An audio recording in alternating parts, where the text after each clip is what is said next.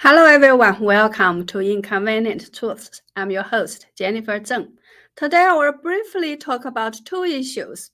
Why was the CCP particularly upset about the Japanese Prime Minister's visit to Ukraine? And what is the real meaning behind Xi Jinping's farewell message to Putin when he said that the CCP and Russia are driving changes not seen for 100 years? On March 20th to 22nd, shortly after securing his third term, Xi Jinping dedicated his maiden international trip to Putin and conducted a three-day state visit to Russia. The CCP side touted this trip as a journey of friendship, cooperation, and peace that has attracted the entire world's attention.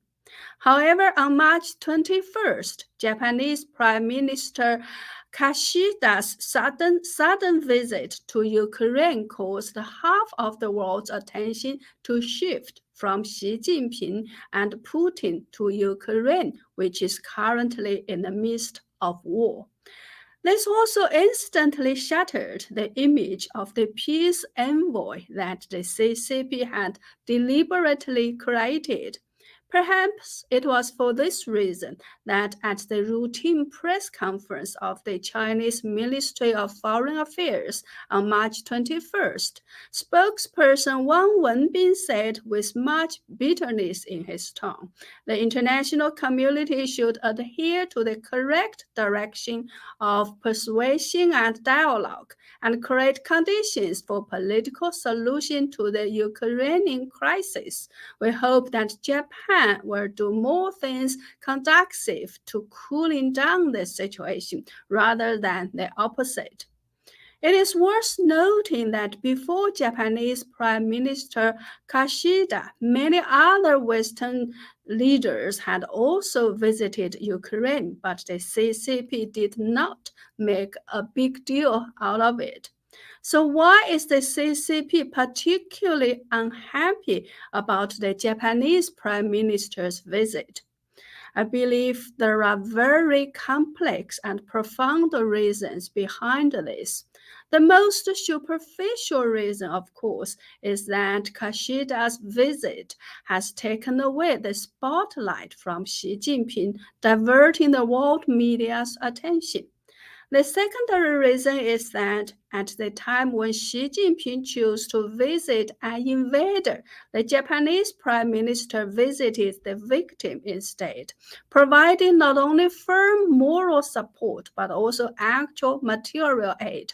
This has shown the world how hollow the CCP's so-called neutrality is.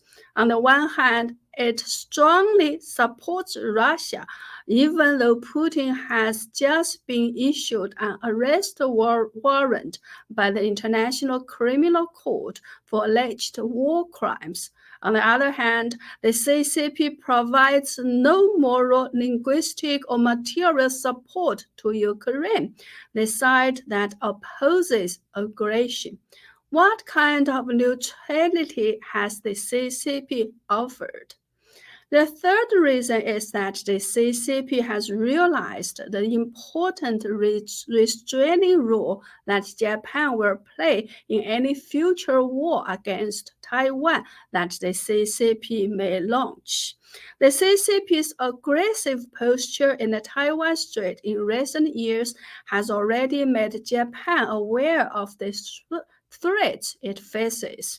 Former Japanese Prime Minister Shinzo Abe once declared his determination to defend Taiwan by saying that a Taiwan emergency is a Japanese emergency. At the same time, Japan has doubled its defense budget to 2% of its GDP. Some commentators say that it is the CCP's military threat that has activated Japan, which has been dormant for many years as a former military power. The fourth reason is more complicated. The CCP stole the status of the Republic of China represented by the Kuomintang government as a victorious country in World War II, and this created the CCP's complex psychological situation for Japan as a defeated country. On the one hand, Mao Zedong expressed gratitude to Japan many times, saying that without Japan's invasion of China, the Communist Party might have been wiped out by the Kuomintang. On the other hand, as a thief of the status of a victorious country, the CCP has a psychological contempt for the defeated country of Japan. At the same time, when its own rule is in crisis, anti-Japanese sentiment is always a card of nationalism to play to divert attention. Because of these factors, the CCP has a complex psychological state towards Japan, with arrogance and hostility as the main ingredients. That is also why when other national leaders visited Ukraine, the CCP remained silent. But when the Japanese prime minister did the same thing, the CCP expressed deep satisfaction. As to why Xi Jinping would make such a high-profile visit to Russia after Putin was accused of being a war criminal, different international media outlets have given different interpretations.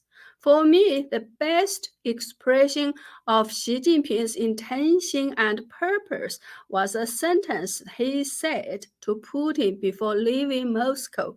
Quote, "We are here to drive changes not seen for 100 years." Profound changes unseen in a century is Xi Jinping's exclusive political term, which he proposed in 2017. Although the CCP has never officially explained what the content of the profound changes unseen in a century is, it is frequently cited and appears in a lot of Xi Jinping's various important speeches. After years of serious understanding and learning, many Chinese people gradually understand that the profound changes unseen in a century that Xi Jinping refers to probably include two aspects.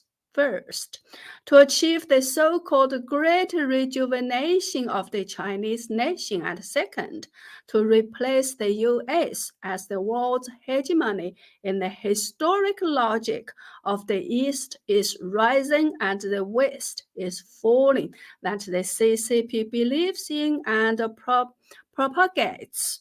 Or the CCP should at least enjoy equal international status as the United States, which is what Xi Jinping calls viewing the world on an equal footing. Even many Western scholars are still predicting that China's GDP will eventually surpass that of the US, so it is inevitable that Xi Jinping has such confidence. It is difficult for outsiders to understand and imagine that the world in Xi Jinping's eyes is very different from that of ordinary society. In many ways, he is still a red guard from Mao Zedong's era, and his dream is to plant the red flags all over the world. This is also why he said, when commenting on the disintegration of the Soviet Union, there wasn't even one man who could call himself a true man. What he meant was no one was bold enough to defend communism when the Soviet Union was collapsing. Everybody was a coward. So today, perhaps in Xi Jinping's eyes, daring to form an allies with Russia and go against the world is an expression of his manliness. In the entire world, only he is a real man, a hero. Perhaps in his own mind, he has even surpassed his idol Mao Zedong. Why? Because when Mao went to visit Stalin, a big brother of communism, as a little brother of communism, Mao was treated very coldly and even placed under some sort of hot arrest for 10 days. But today, when Xi Jinping visited Putin, he was greeted with exceptionally high standards. From this perspective, Xi Jinping has surpassed his spiritual mentor, Mao Zedong. However, as both China and Russia are currently embroiled in internal and external difficulties due to their own dictators, how long can these temporary warmth-seeking allies last? Well, that's all for today. Thank you so much for watching. YouTube has been taking my subscribers off constantly, so please check from time to time whether you are still subscribed. If you haven't yet, please do so now, or go to my website at jenniferzengblog.com, jenniferzengblog.com. Sign up for a membership or make a donation to show your support. Thank you so much. See you next time.